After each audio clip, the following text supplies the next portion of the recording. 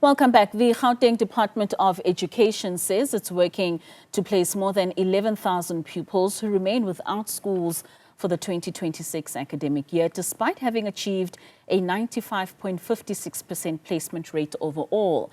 Steve Mabona, spokesperson for the department, confirmed that the outstanding applications comprise approximately 4,500 grade 1 pupils and more than 10,600 grade 8 pupils who are yet to be placed. For more, we are now joined by Hendrick Makaneta, who is an education activist. Makaneta, thank you so much for joining us this evening. So we are speaking about that Gauteng online system, about 11,000 students that are still to be placed.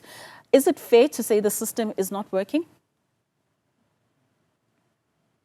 Yeah, to a large extent, we can safely say that, there are gray areas here and there. The fact that we are sitting with unplaced learners should be a cause for concern, because I believe that every parent out there would really be happy, if their children are placed. And I think this is something that we want to encourage the department to work on, to ensure that in future, a year before, every child should be placed in the classroom. But of course, we do understand that, we might face problems with especially those who applied late and so on, and those who are yet to come into the system as well. But for those who applied early, I think that it would be fair, for them to be placed. And I believe these 11,000 would be of those that applied early, because the late applications are only opening this coming Wednesday. And many of the frustrations of some of those parents is the fact that their children are placed at schools that are much further than where they live or where they are applied. What do you think are the implications of having learners placed so far from home, especially when it comes to learner safety and just some of those transport costs that parents would have to incur? Quite honestly, I think that it is frustrating for many parents. I know of parents whose children were already attending in the same school, and because of the system, the system kicked them out of the school and placed them elsewhere, which is a further distance. I understand also the distance rule in terms of the placement, because they are placed by the system and not necessarily manually. I think that the department should work around the clock to deal with the appeals, because some of the parents will have to appeal such a decision where a child is put far away from home.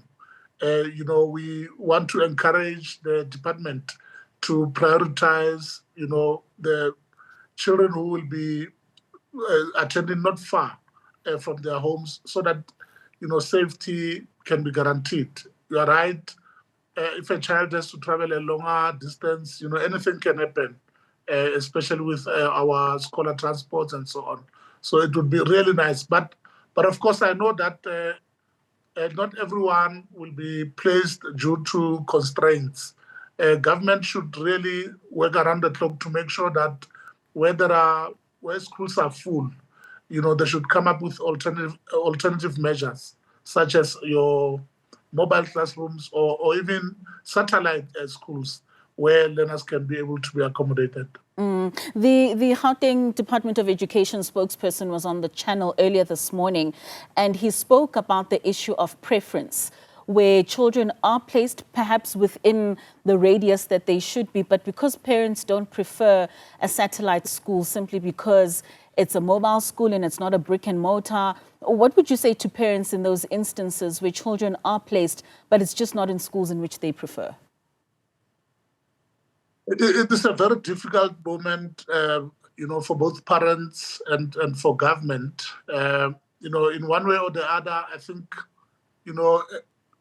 a compromise must be reached somewhere, because if a school is already full and a child cannot be placed, the best interest of the child should be given a priority, both by parents and by the department itself.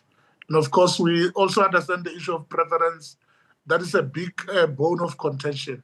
Many parents are not happy with schools that have been allocated for their children. And I think that this is something that, the MEC for Education has to look at, address, work hand in glove with, parents to ensure that perhaps even through mediation, these issues should be resolved. We understand that at the end of the day, of course, not everyone may be happy, with a school where their children or their children have been placed. But in one way or the other, we must be able to comply with Section 29 of the Constitution of the Republic, which says that every child has got a right to education. No child should be disadvantaged because of the fact that the preference was not adhered to, or because of any other reason. Dr. Makaneta, we have a parent on the line, an anonymous parent, I believe, who has been trying to place 2 of her children. Anonymous, a very good evening to you. Maybe just talk to us about your experience and what you make of the system and just some of the frustrations and the challenges that you've been met up with so far. Good evening, Gauteng. I think I would like for us to actually take a step back. I think 2 things are being outlined here, the issue of preference and the issue of influx. Right? My issue is that my child, the second child from the 2, has not been placed at all. I applied on the 24th of July. And since then, it's been a back and forth where one school accepted the one child. And since then, nothing has happened for the second child. I reached out to the GDE coordinator at Bram since the 10th. And to date, it has been no answer, no accountability, no clarity about why this child has not been placed. To an extent that we have been threatened and intimidated to be silenced, where we have been told that we need this GDE coordinator more than we need him more than he needs us. And if we escalate this matter, we are ruining the chances of this child being placed, right? We have even had instances where within the GD itself, we have had employees calling these schools, asking them for favors to place children. 2 hours later, on the 8th of December, I got a rejection letter from one of the schools, right? And then thereafter, on the 12th of the very same month that we are in, then I was indicated to that the other school was oversubscribed. So exactly where do they get these stats, Gauteng? Where do they get these stats? And when you ask them, what is the reasoning? What's the logic? Why are we experiencing these issues of lack of accountability? No one can tell you. No one can tell you. And to date, I've even asked them to please help me understand when was the exact date. If I've been in communication with the GDE coordinator, when did he know that these schools are oversubscribed? What is the proof that they've given me that these schools are oversubscribed? And I found out that on the application since the 24th of July with this the said 2 schools, I was 412 with the one school. The other school, I was 1,214. And when I pressed the coordinator hard enough, then I understood that with the application being processed, I was actually number 25. And if you actually push back and hard enough, then you clearly will be intimidated and silenced. I've had to go to the extent of reaching out to the MEC on social media platforms because inside you can't even get to him. So he is very far from the people. Anonymous, are you implying that there may be a manipulation of the system by officers internally? Perhaps let's call it that. Let's call it what it is, Gauteng.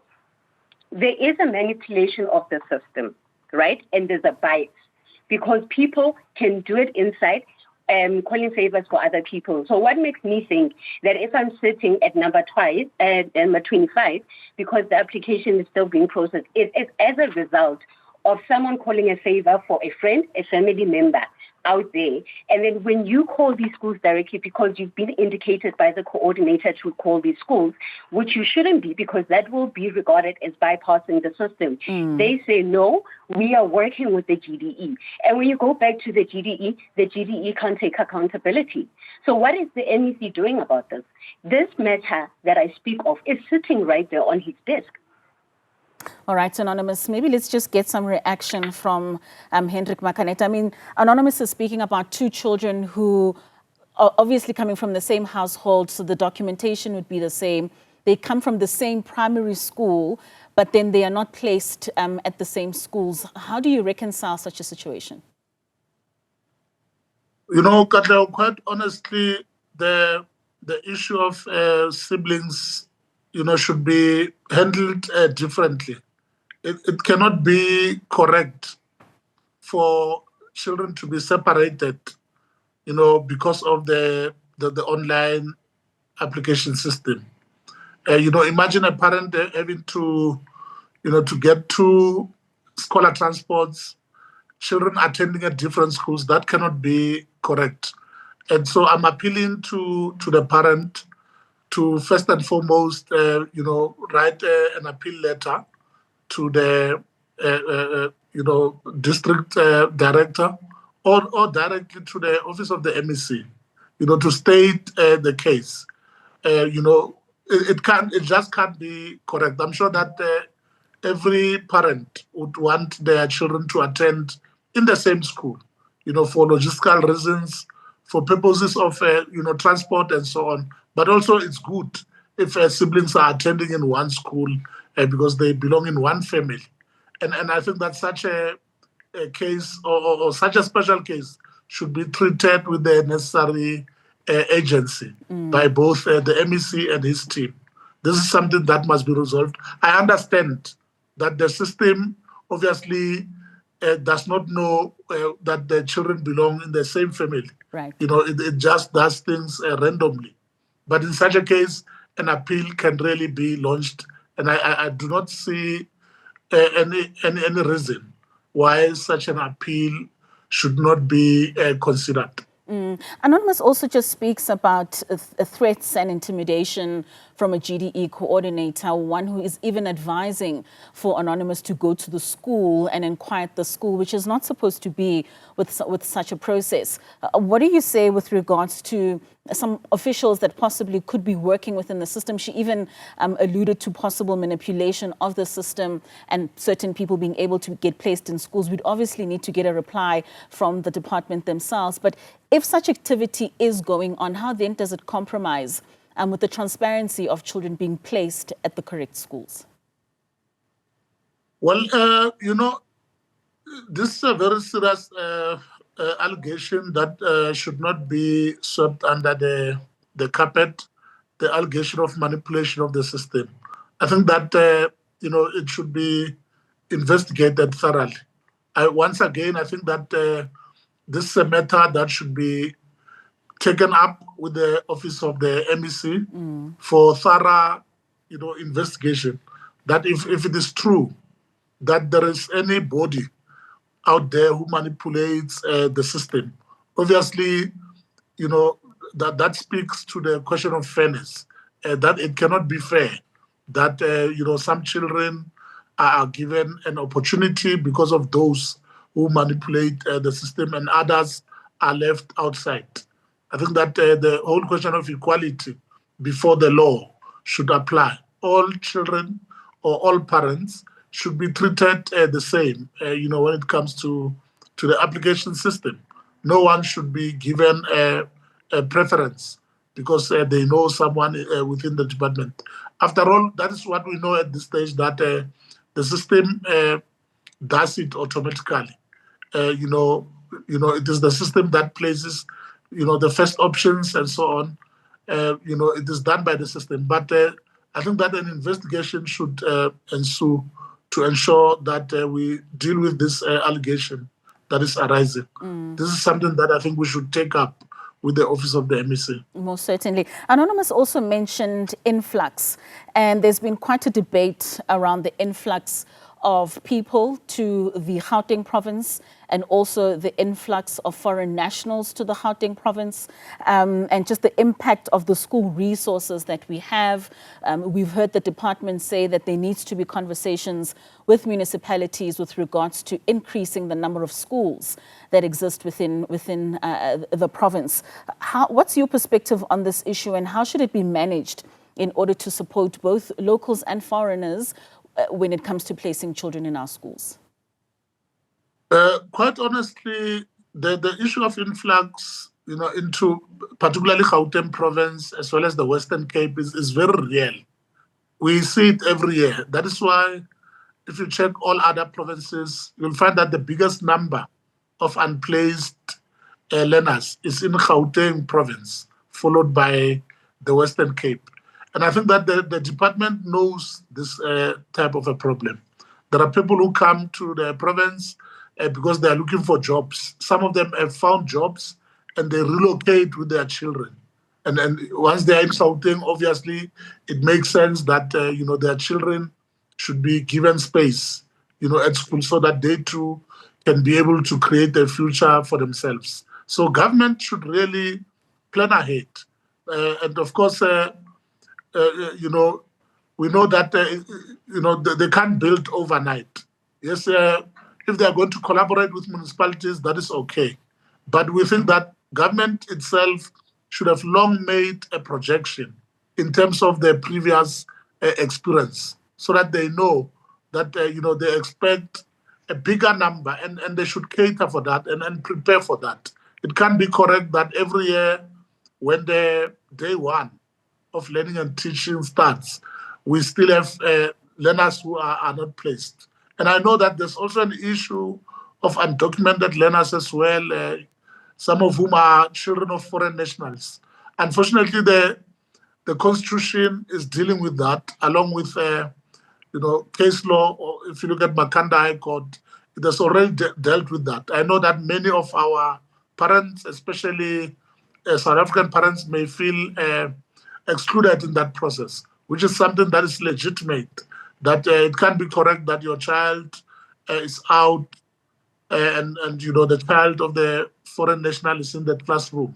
But unfortunately, the issue of the law, is the one that is dealing with that matter, that is ensuring that every child, irrespective of their documentation, should be in class, in line with, again, Section 29 of the Constitution of the Republic. And in addition to that, government should know, should be able to account for the number of people who are in the country, and they should prepare in advance so that we don't sit with these problems year in, year out, problems of unplaced learners, especially in the beginning of the year. All right. Hendrick Makaneta, thank you so much for your time. This certainly is one where many parents who are experiencing this frustration, we're hoping that by the time schools open, many of those young children will be placed in any school that they should be placed in. So thank you so much for joining us. That was Hendrick Makaneta, who is an education activist.